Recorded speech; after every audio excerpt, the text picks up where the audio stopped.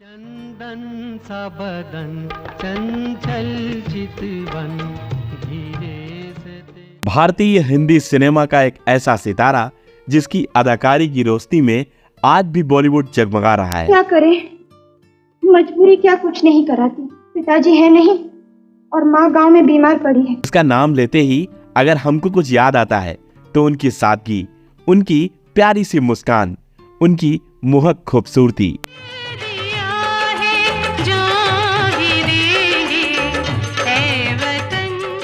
जिसकी अदाकारी में वो आकर्षण था कि फिल्म जगत को विवश होना पड़ा उन्हें लगातार 30 सालों तक फिल्म फेयर अवार्ड देने के लिए। हाँ, हम उस दौर की बात कर रहे हैं जब फिल्मों में हीरोइन महज शोपीस के तौर पर इस्तेमाल होती थी। उस दौर में इस अदाकारा ने हीरोइन प्रधान फिल्में करके इस परंपरा को तोड़ दिया था। पर इन चंद लाइनों में इनकी कहानी कहाँ खत्म हो जाती है। हाँ, तो आज हम इस वीडियो में आपको इनसे जुड़ी बेहद रोचक, दुख भरी और मनोरंजक कहानी को आपसे रूबरू कराएंगे। छोटी सी गुड़िया की लंबी कहानी सुनो छोटी। जैसे कि आपको पता है कि कैसे 50 के दशक में यह अदाकारा मिस इंडिया बनी। वो दौर जब औरतों को पर्दे में और पल्लू में ही रखा जाता था। उस समय फिल्मी पर्दे पर स्विमिंग सूट पहनकर जब वो आई तो आखिर पूरे भारत में क्या हुआ। पर जब आखिर इन्हें इनके पड़ोसी, इनके रिश्तेदार बेहद बदसूरत और काली कहते थे, फिर ये कैसे दर्शकों की चहेती बन गईं। इन्होंने अपनी खूबसूरती से कैसे दर्शकों को अपना दीवाना बना लिया।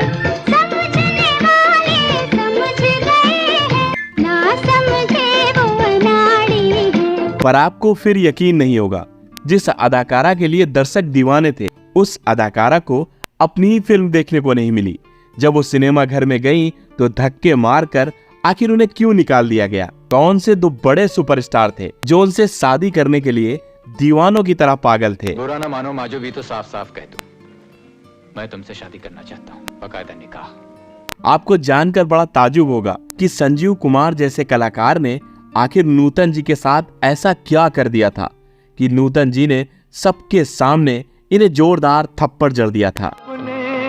फूलों के और अंगारों पर एक सफल शादीशुदा जिंदगी जीने वाली ये अदाकारा आखिर क्यों बेहद दुखी रही। किसी से मिलन है, किसी से जुदाई।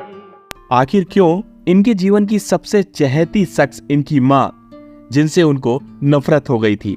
अपनी माँ के साथ ही ऐसा क्या हो गया था कि माँ और बेटी कोर्ट तक लड़ती रहीं। तेरी परछाई तक से लोग दूर रहना चाहते हैं। मैं सिर्फ पूछूं। हाँ, आखिर ऐसी कौन सी ख्वाहिश थी जिसे अपने अंतिम समय में यह पूरा कर पाई। तो नमस्कार दोस्तों, स्वागत है आप सभी का आपके अपने favourite YouTube channel beautiful Bollywood में। इस वीडियो के अंत में आपको हम ये भी बताएंगे कि आखिर क्या कहानी है इनके मरने के बाद इनकी भटकती आत्मा की। उस आत्मा ने आखिर किन लोगों से चुन चुन कर बदला लिया। तुम्हें भेजा है खत में 4 जून 1936 को मुंबई के बेहद तटस्थ फिल्मी परिवार में नूतन का जन्म हुआ। पिता कुमार सेन समर्थ, जो कि फिल्मी दुनिया के जाने माने निर्देशक थे, साथ ही वो एक प्रतिष्ठित कवि भी थे। इनकी मां शोभना समर्थ 40 के दशक की एक बेहतरीन अदाकारा थी। और तो और नूतन जी की नानी भी अपने समय की एक बहुत बड़ी भजन गायिका होने के साथ साथ एक नामी गिरामी अभिनेत्री भी थी। नूतन जी की 2 छोटी बहनें भी थीं, एक तनुजा और दूसरी चतुरा, और एक छोटे भाई जयदेव थे। जहां नूतन की मां बेहद खूबसूरत थी, वहीं नूतन बचपन में बेहद दुबली पतली और सांवली थी। घर में बेहद फिल्मी माहौल था, बड़ी बड़ी हस्तियों का आना जाना लगा रहता। पर नूतन को जब भी कोई देखता तो सिर्फ यही कहता, शोभना तुम तो इतनी सुंदर हो, पर तुम्हारी बेटी बेहद दुबली पतली और सांवली है। छोटी सी बच्ची नूतन को यह सब ताने सुनकर बेहद दुख होता। उन्हें लगता कि मेरी माँ को मेरे लिए ताने सुनने पड़ते हैं। नूतन हमेशा उदास रहती और कभी कभी वो रात रात भर रोती रहती। नूतन की माँ ने यह सब देखकर एक दिन नूतन को समझाया, तुम इतना परेशान क्यों होती हो, देखना जब तुम बड़ी हो जाओगी तो खुद ब खुद बेहद खूबसूरत हो जाओगी। देखना, एक दिन तुम मुझसे भी कई गुना ज्यादा सुंदर होगी। तो घर में फिल्मी माहौल के चलते उनके पिता कुमार सेन समर्थ ने उन्हें एक फिल्म में बाल कलाकार के रूप में काम दिया। नूतन उस समय महज 9 वर्ष की थी। फिल्म का नाम था नल दमयंती। पिता ने ही इस फिल्म का निर्माण किया और तो और पिता ने ही निर्देशन भी किया। नूतन को इस फिल्म में बाल कलाकार के रूप में लोगों ने पहचान तो लिया था। धीरे धीरे नूतन बड़ी हो रही थी, समय बीत रहा था। इधर नूतन की माँ और उनके पिता के बीच में कुछ असहमति हुई।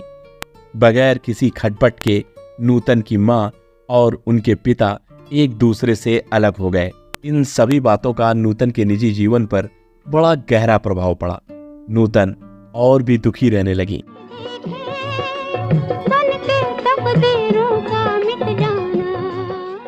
पर नूतन की माँ शोभना बेहद महत्वाकांक्षी थी।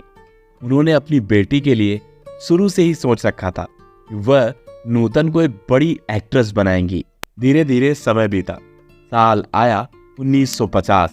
शोभना समर्थ ने एक फिल्म प्रोड्यूस की और इस फिल्म का निर्देशन भी किया। पर उससे भी बड़ी बात यह थी कि शोभना ने अपनी बेटी नूतन को इस फिल्म से लॉन्च किया था। महज 14 साल की उम्र में नूतन फिल्म हमारी बेटी की हीरोइन बन गई थी। हालांकि ये फिल्म सफल तो नहीं रही, पर नूतन की स्क्रीन प्रेजेंट ने सबका ध्यान अपनी ओर आकर्षित किया था और ये नूतन की एक्टिंग की जादूगरी ही थी। उस फ्लॉप फिल्म के बाद भी इन्हें 3 फिल्मों में काम मिला। पहली फिल्म थी सबाब, दूसरी हम लोग और तीसरी नगीना। पर ये तीनों की तीनों फिल्में बुरी तरह से फ्लॉप हो गईं। हाँ, नगीना फिल्म से जुड़ा हुआ एक किस्सा बहुत मशहूर है। फिल्म नगीना का प्रीमियर था। नूतन भी अपनी फिल्म देखने के लिए थिएटर पहुंची, पर नगीना फिल्म को उस दौर में एडल्ट फिल्म का दर्जा मिला था।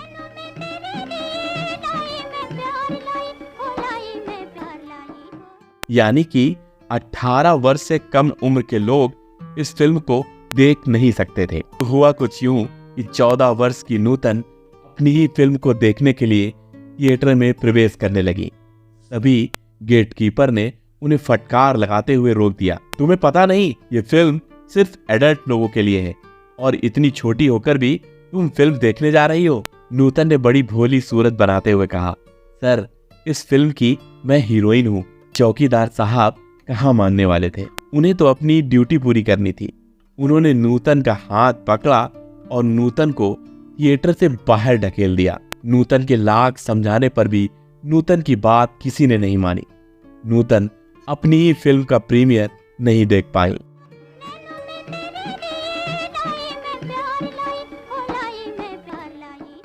कुल मिलाकर बात तो यहाँ पर अटक गई थी कि जहाँ शोभना इन्हें एक बड़ी अदाकारा बनाना चाह रही थी, वहीं इनकी शुरू की 3 से 4 फिल्में ही फ्लॉप हो गई थीं।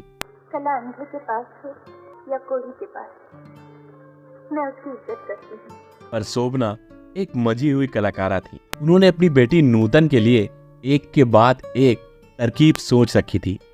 उन्होंने नूतन को भारत से बाहर विदेश पढ़ाई करने के लिए भेज दिया।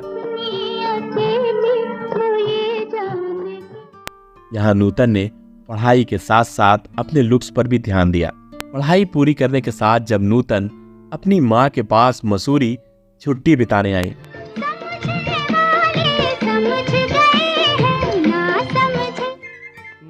तो मानो उनकी माँ ने उनके लिए पूरी तैयारी कर रखी थी। नूतन को 1952 में ही उनकी माँ ने मिस इंडिया प्रतियोगिता में हिस्सा दिलवाया।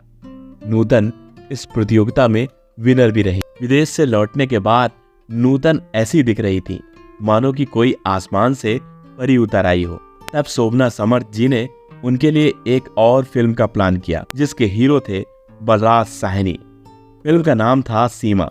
साल 1955 में जब ये फिल्म रिलीज हुई तो सिनेमा घरों के बाहर लंबी लंबी लाइनें थीं। फिल्म रिलीज होने के बाद ही हर तरफ नूतन की ही प्रशंसा हो रही थी, नूतन की ही चर्चाएं थीं। और सुन, मैं काम के लिए दर बदर भटकती रही हूँ, लेकिन मुझ पे हर दरवाजा बंद कर दिया गया। 2 दिन से रोटी का टुकड़ा तक नसीब नहीं हुआ। कल जो लोग नूतन को अजीब और बदसूरत कहते थे, वो आज शोभना जी के घर बधाई देने के लिए खड़े हुए थे। मगर आप उन मॉडर्न लोगों में से हैं कि अगर किसी और की बहू बेटी क्लब में नाचे तो तालियां बजाती। आहा!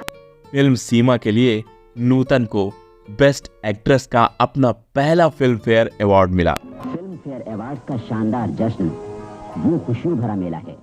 नूतन आज सफलता के उस मोड़ पर खड़ी थी जहां उन्हें पीछे मुड़कर देखने की जरूरत नहीं थी। चांद खिला वो तारे हंसे, ये रात अजब मतवा।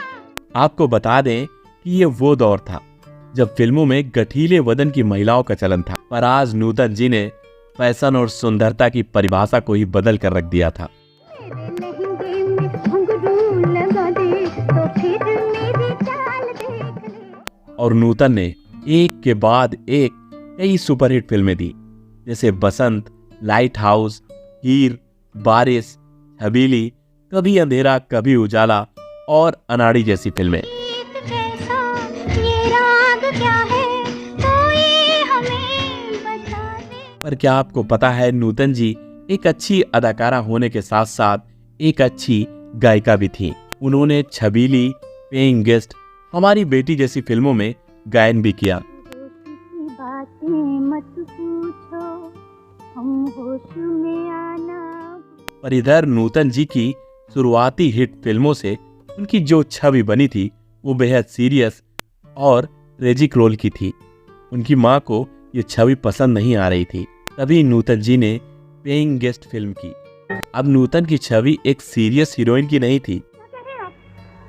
हमारे यहाँ जब कोई मर जाता है अजीजा तो ये बोल पड़े जाते। तभी उन्होंने एक ऐसी फिल्म की जिसने पूरे भारत में तहलका मचा दिया। फिल्म का नाम था दिल्ली का ठग। तहलके का कारण था कि नूतन जिस दौर में फिल्मों में अपना जौहर दिखा रही थी, उस दौर में बहू और बेटियां मुख्यतः पर्दे के पीछे ही रहती थीं। रही बात अंग प्रदर्शन की, तो मानो ये तो घोर पाप था। पर नूतन ने इस फिल्म में स्विमिंग सूट पहनकर दृश्य दिए थे और ये दृश्य बेहद भड़काऊ और बोल्ड अंदाज में थे।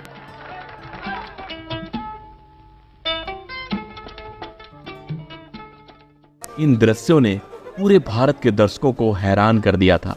नूतन ऐसे सीन देने वाली भारत की पहली अभिनेत्री बन गई थी।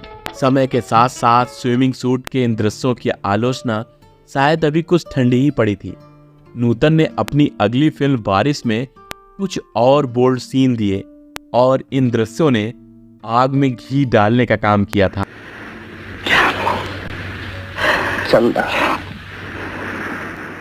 ताजुब की बात तो ये थी कि जहां पूरे देश में इनकी आलोचना हो रही थी, वहीं इनकी सब फिल्में हिट हो रही थी।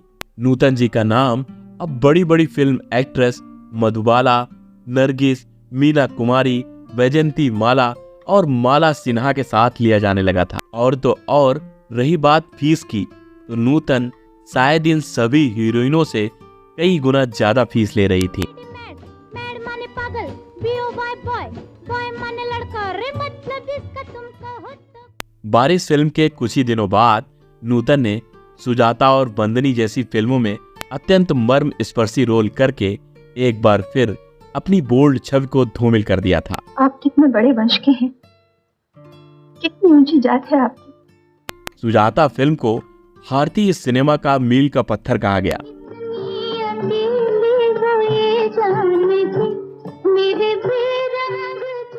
इस फिल्म में नूतन ने एक अछूत कन्या का किरदार निभाया था।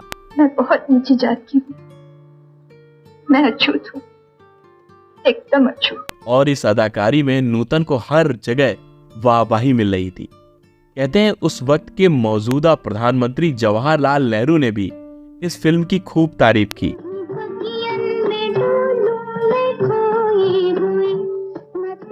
बताते हैं मशहूर एक्ट्रेस शम्मी कपूर और नूतन बचपन से ही बड़े अच्छे दोस्त थे। इन दोनों फिल्मी परिवारों में खूब दोस्ती थी।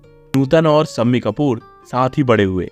नूतन ने 1953 में शम्मी कपूर जी के साथ लैला मजनू फिल्म में काम किया और फिल्म की शूटिंग के दौरान ये दोस्ती कब मोहब्बत में बदल गई ये पता ही नहीं लगा। पर शम्मी कपूर साहब उन दिनों एक एस्टेब्लिश्ड एक्टर नहीं थे। उनकी एक या दो ही फिल्में आई हुई थी और राज कपूर की नकल करने वाला एक्टर इन्हें कहा जाता था। और इधर नूतन जी एक बड़ी अदाकारा बन गई थीं। शम्मी कपूर साहब नूतन से शादी करना चाहते थे। सोच रही थी कितनी खुशनसीब होगी वो लड़की जिससे आप प्यार करेंगे। एक दिन शम्मी कपूर साहब शोभना जी के घर नूतन का रिश्ता मांगने पहुंचे। शोभना जी को नूतन और शम्मी कपूर का यह रिश्ता बिल्कुल मंजूर नहीं था। जब से मैंने होश संभाला है मेरे पिताजी हमेशा मुझसे यही कहते रहे, मत करो वो मत करो, कहीं अकेले जाओ मत। उन्होंने तुरंत इस शादी के लिए ना कर दिया और नूतन को शम्मी कपूर से दूरी बनाने के लिए कहा। नूतन एक सीधी सादी भोली लड़की थी।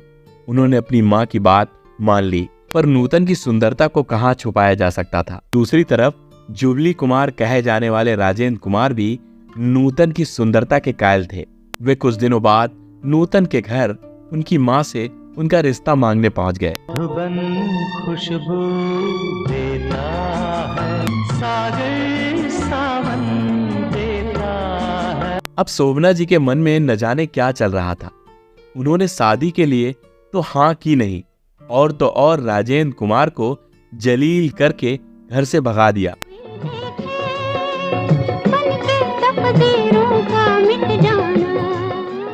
नूतन की मां ने साल 1959 में भारतीय नौसेना के लेफ्टिनेंट कमांडर रजनीश बहल से नूतन की शादी कर दी।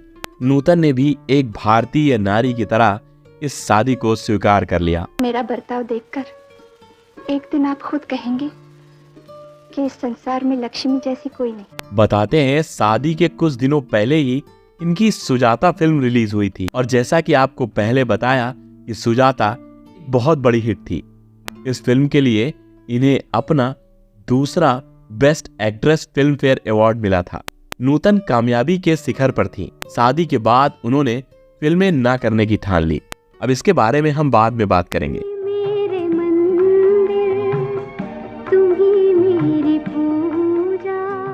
पर साल 1960 में निर्माता विमल राय ने वंदनी फिल्म का प्रस्ताव नूतन के सामने रखा। नूतन ने इस फिल्म को करने से साफ मना कर दिया।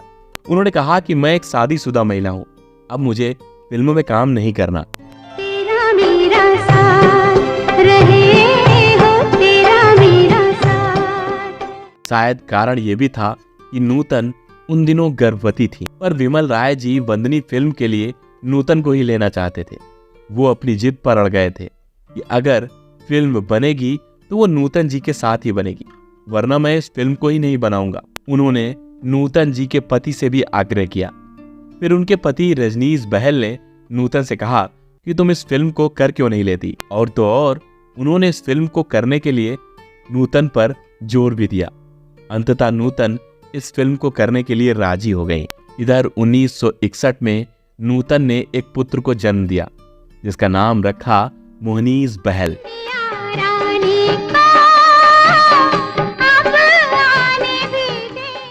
और वादे के मुताबिक नूतन ने बंदनी फिल्म में काम किया। 1963 में इनकी ये फिल्म रिलीज हुई।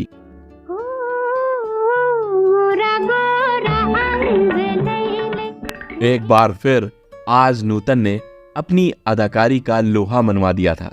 बंदनी सुपर डुपर बम्फर हिट रही। वैसे बंदनी फिल्म को आज भी भारतीय सिनेमा की ऑल टाइम क्लासिकल हिट में शामिल किया जाता है। इस फिल्म के लिए इन्हें एक बार फिर इनका तीसरा best actress Filmfare award मिला। नूतन ने बंदनी फिल्म के बाद फिल्म ना करने की सोची, पर इनके पति ने कहा, जब तुम इतना अच्छा काम कर रही हो तो क्यों नहीं आगे की फिल्में करती हो।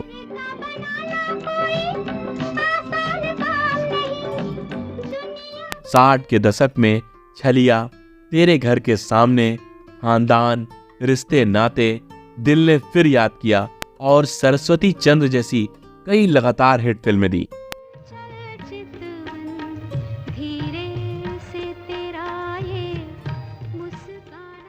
जहां 60 के दशक का अंत हो रहा था, वहीं नूतन ने एक बार बढ़ती उम्र के साथ साथ मिलन फिल्म में काम किया। यह फिल्म भी भारतीय सिनेमा की ऑल टाइम हिट मानी गई। इस फिल्म के लिए एक बार फिर इन्हें चौथा best actress Filmfare award मिला। मिलन है किसी से जुदाई, नए रिश्तों फिर आया साल 1970, जब संजीव कुमार और नूतन जी की फिल्म देवी आई। वैसे इस फिल्म से संजीव और नूतन की बड़ी अच्छी दोस्ती हो गई थी, पर यह समाज एक पुरुष और महिला की दोस्ती को कहाँ दोस्ती मानता है।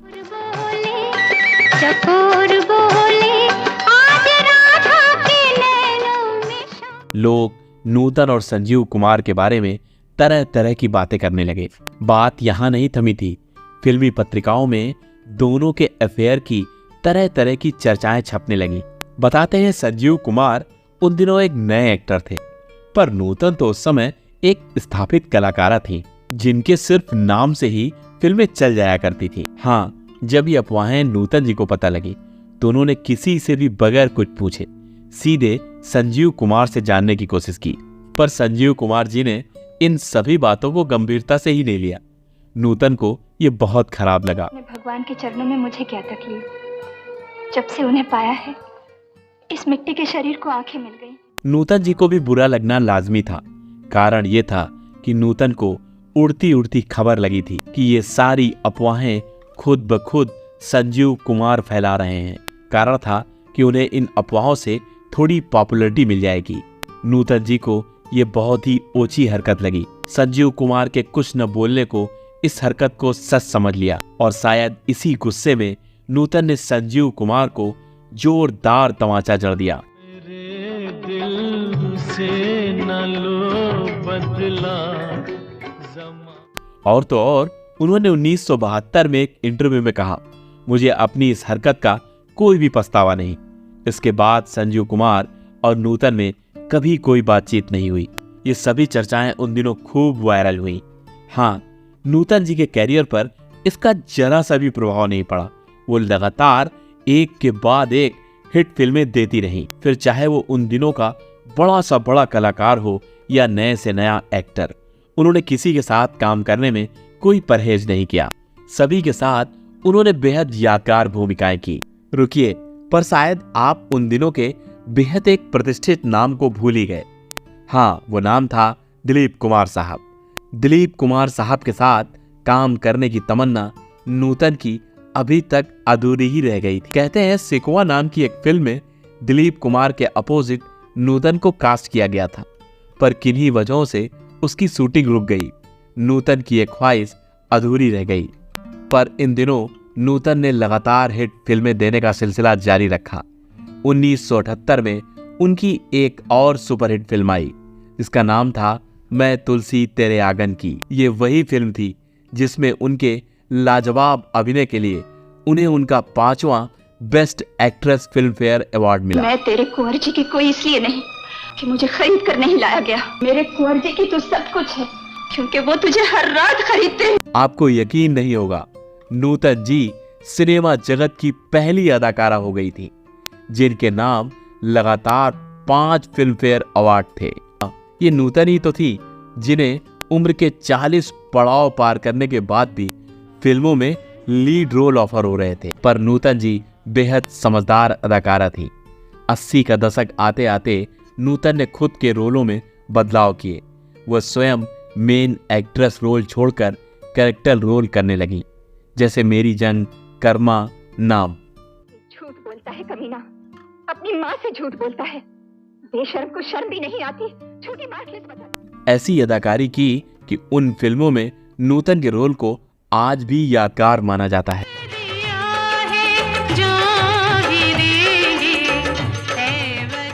वैसे उन्हें उनका 6वां best supporting role Filmfare award Meri Jung film के लिए मिला।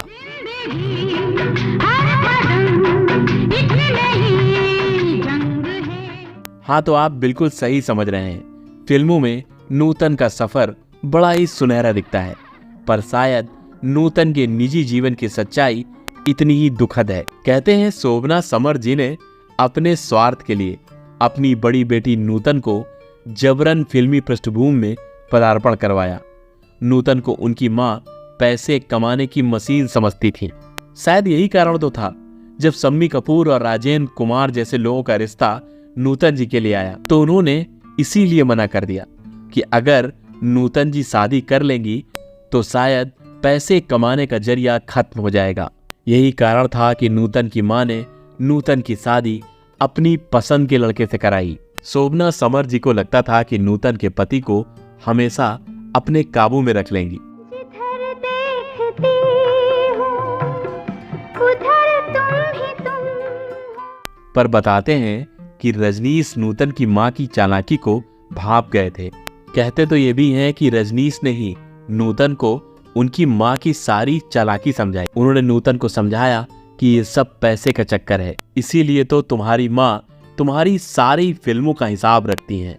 वाकया कुछ ऐसा था कि जब नूतन जी के पास एक इनकम टैक्स का नोटिस आया, तब नूतन ने अपनी मां से बड़े ही प्यार से कहा, मां आप ये सारे टैक्स को चुका दीजिए। शायद नूतन अपनी जगह सही भी थी, क्योंकि वो अपनी फीस का महज 30% ही अपने पास रखती थी।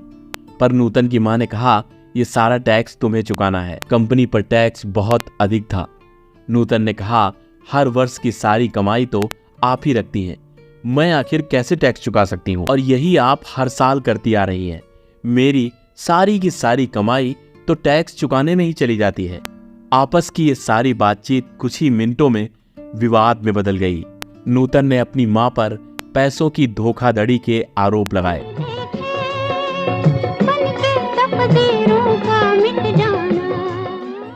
अब मां और बेटी एक दूसरे के दुश्मन बन गए थे।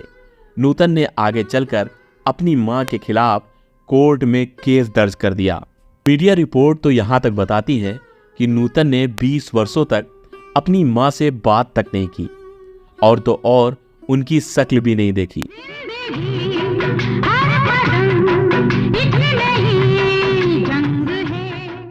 इस दुश्मनी ने इतना बड़ा रूप ले लिया था कि एक बार जब नूतन प्लेन से कहीं जा रही थी, उन्होंने प्लेन में इंटर किया। सामने जिस पर उनकी नजर पड़ी वो थी उनकी मां। अपनी मां को देखते ही नूतन चुपचाप उस फ्लाइट से उतर गईं। उन्होंने अपनी फ्लाइट कैंसिल कर दी। कुछ देर बाद वो अगली आने वाली फ्लाइट से गईं। हाँ, इन सभी नोकझोंक के बीच वर्ष 1983 में कोर्ट का फैसला आया। कोर्ट का फैसला नूतन के पक्ष में था। शोभना समर जी को नूतन जी की सारी रकम वापस करनी पड़ी।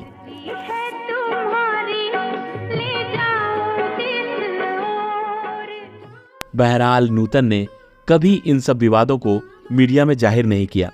नूतन ने कभी अपने जिंदगी का दुख और दर्द किसी के सामने नहीं रखा। पर्दे पर हमेशा मासूम दिखने वाली नूतन अंदर से शायद बहुत दुखी थी। कहते तो ये भी हैं कि नूतन के अपने पति रजनीश से भी अच्छी पटरी नहीं खाती थी। उनके पति रजनीश भी घर पर उनके साथ सेना के कमांडेंट वाला व्यवहार रखते थे। और तो और लोग तो ये भी कहते हैं कि कभी कभी तो वो इतना नूतन के ऊपर गुस्सा हो जाते कि अगल बगल के पड़ोसी, रिश्तेदारों और दोस्तों के सामने भी नूतन की बेइज्जती कर दिया करते थे, जिसकी वजह से नूतन ने अपने करीबियों से मिलना जुलना ही बंद कर दिया था। ये मांग मेरी है, लेकिन सिंदूर तुलसी का। नूतन के पति हमेशा नूतन पर शक करते।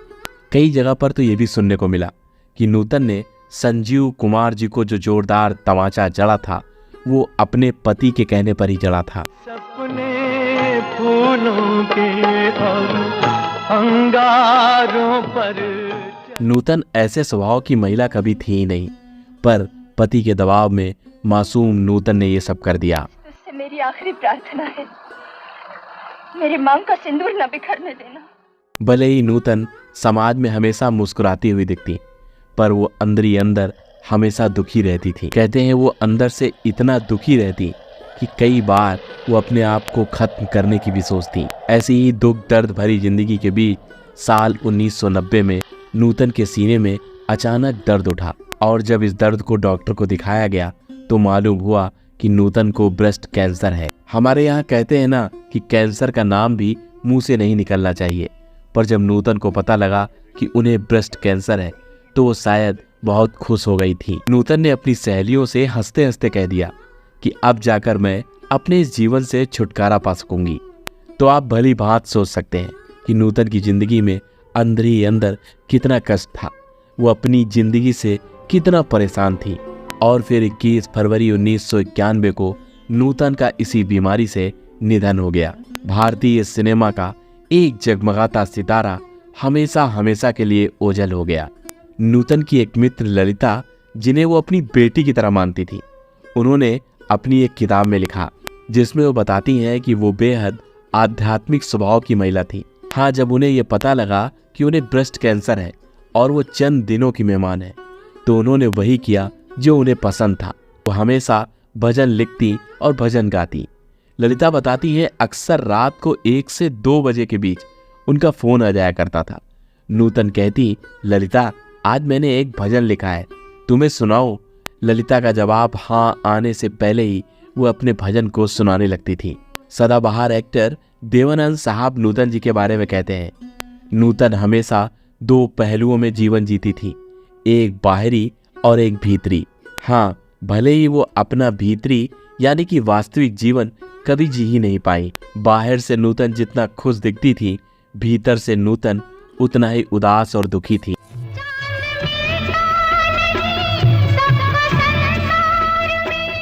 कई जगह तो सुनने में आता है कि नूतन की मृत्यु के बाद उनकी मां शोभना को जरा सा भी दुख नहीं हुआ।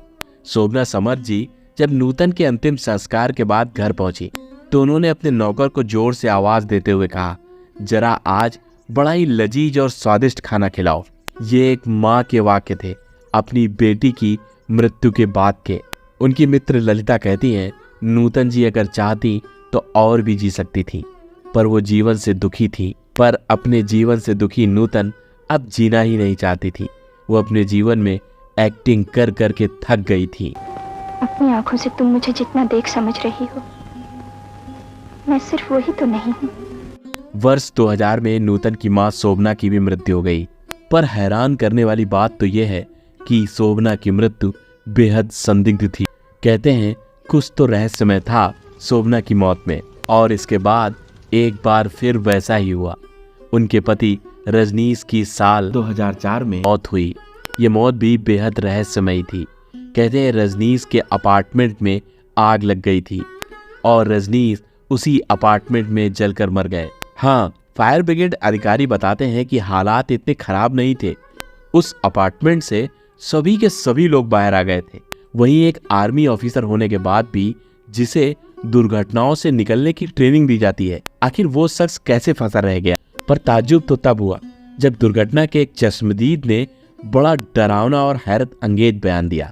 उसने कहा कि मैं भी उसी बिल्डिंग में आग में फंसा हुआ था और जब मैं आग की लपटों से बचता बचाता बाहर निकल ही रहा था, तभी मैंने रजनीश को भी बाहर आते हुए देखा।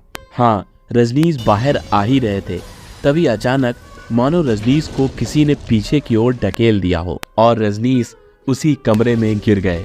न जाने कैसे वो दरवाजा भी बंद हो गया और रजनीश की दुर्घटना में जलकर मौत हो गई।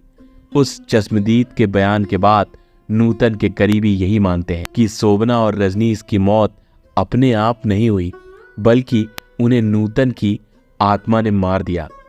शायद इन दोनों से दुखी नूतन की आत्मा ने इन दोनों से बदला ले लिया था। इन दोनों की मौत के बाद ललिता जी ने कहा, इस आत्मा वाली बात से मुझे एक वाकया और याद आया। जब नूतन की मां शोभना समर्थ ने कहा था कि जब नूतन छोटी थी और बेहद उदास रहा करती थी, तब एक ज्योतिषी ने नूतन का हाथ देकर कहा था, यह एक महान और पवित्र आत्मा है जो धरती पर दोबारा आना ही नहीं चाहती थी, पर शायद कुछ काम अधूरे रह गए थे। उन्हीं कामों को यह आत्मा पूरा करने आई है। उस ज्योतिषी ने शोभना से यह भी कहा था, हाँ शोभना, ये तुम याद रख लो कि इस बार ये आत्मा कुछ भी काम अधूरा छोड़कर नहीं जाएगी। ये अपने सारे के सारे अधूरे काम अब पूरा ही कर लेगी। आखिर नूतन ने अपना बदला ले ही लिया था। नूतन की बहन तनुजा, जो अपनी माँ के साथ ही रहती थी, उन्होंने भी हमेशा अपनी माँ का ही साथ दिया। इसी कारण नूतन और तनुजा के रिश्ते भी बेहद खराब हो गए थे।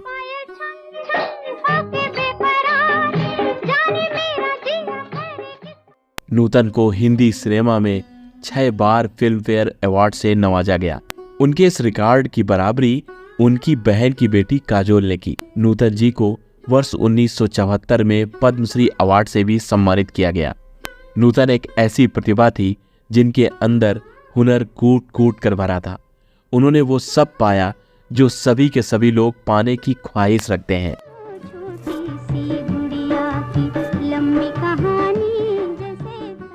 हाँ, पर नूतन की जिंदगी में अगर कमी रह गई तो ईमानदार रिश्तों की। वो चंद बेईमान रिश्तों के बीच पिस कर रह गई। भले ही आज नूतन हमारे बीच नहीं है, पर उनकी एक के बाद एक सुपरहिट फिल्में आज भी उनकी याद हमें दिलाती रहती हैं। वैसे आप बताइएगा कि आपको नूतन जी का नाम लेते ही कौन सी फिल्म याद आ जाती है? वो कौन सा गाना जो आपके कानों में खुद ब खुद नूतन का नाम लेते गुनगुनाने लगता है? मेरे मंदिर तू ही मेरी पूजा। हाँ, साथ ही आप ये जरूर बताइएगा कि नूतन जी के जीवन की ये आत्मा वाली बातों पर आपको कितना विश्वास है। आप भूत प्रेत की बातों पर विश्वास करते हैं? कमेंट बॉक्स में जरूर जिक्र करिएगा। मैं आप सभी के कमेंट्स को पढ़ूंगा। वैसे आपने इस वीडियो को यहाँ तक देखा, इसके लिए आपका दिल से धन्यवाद, क्योंकि आपका एक एक व्यू मुझे और मेरे परिवार को किसी न किसी रूप में आर्थिक मदद करता है। हाँ, अगर आपको इसी तरह की बेहद रोमांचक कहानी साधना जी के बारे में जाननी है तो जरूर देखिएगा, जिनको उनकी ही बहन ने बेऔलाद कर दिया।